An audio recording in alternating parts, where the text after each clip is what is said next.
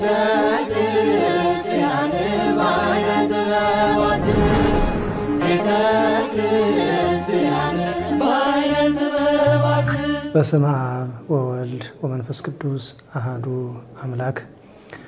ቅድመ ዓለም የነበረ ዓለምን አሳልፎ የሚኖር ማእከለ ዓለምም ያለ ነቢያትን ለትንቢት ሐዋርያትን ለስብከት ድንግል ማርያምን ለእናትነት ቅዱስ መስቀልን ለቤተ ክርስቲያን መሰረትነት ሰማዕታትን ለምስክርነት ካህናትን ለክህነት ምእመናንን ለሃይማኖት የመረጠ የጠራ ፈጣሪ ፍጥረታት መጋቢ ዓለማት አምላካችን ቸርና ቅዱስ የሆነው ልዑል እግዚአብሔር ስሙ ለዘላለም የተመሰገነ ይሁን።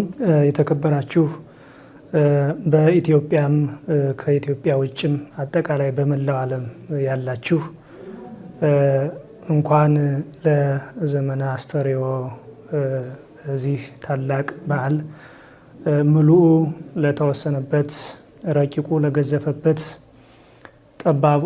ስፉሁ ለጠበበበት ሰማያዊው ምድራዊ ለሆነበት ኃያሉ ደካማ ስጋን ለተዋሃደበት ልዑሉ ትሑት ለሆነበት ታላቅ የበዓል ሳምንት የበዓል ወቅት ሁላችሁንም እንኳን አደረሳችሁ እያልኩ ወቅቱን በተመለከተ እንግዲህ እግዚአብሔር በፈቀደ መጠን እንማማራለን።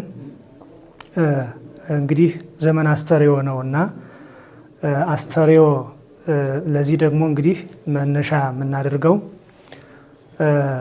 እግዚአብሔር ዘበአማን ዘሃሎ እንበለ ስጋ አስተርአየ ይእዜ በስጋ ሃይማኖተ አበው ምዕራፍ 14 ተራ ቁጥር 2 ላይ ያለ ኃይለ ቃል ነው። ኃይለ ቃሉን የተናገረው ከቅዱሳን ሊቃውንት መካከል አንዱ ቅዱስ ጎርጎርዮስ ገባሬ ታምራት ወመንክራት የተባለ ታላቅ የቤተ ክርስቲያን አባት ነው። ሊቀ ጳጳስ ነው። እንግዲህ ወደ ሊቀ ጵጵስና እስኪመጣ ድረስ በሚገርምና በሚያስደንቅ ሁኔታ ይሄ የቤተ ክርስቲያን አባት ቅዱስ ጎርጎርዮስ ሲመተ ጵጵስና ሊሾሙት ፈልገውት እሱ ግን አይ እኔ ለዚህ አልተገባኝም፣ አይገባኝም፣ አልበቃውም ብሎ ጠፍቶ እግዚአብሔር ግን እሱ ይሾም ዘንድ ፈቃዱ ስለነበረ እነሱ እሱን ይፈልጉት ሊቃነ ጳጳሳቱ ምእመናኑ እሱ እንዲሾምላቸው እንዲመራቸው ፈልገው ነበረ። እሱም ግን ጠፍቶ ስለሄደ በዚህ ጊዜ ከእግዚአብሔር እንዲህ የሚል መልእክት መጣ።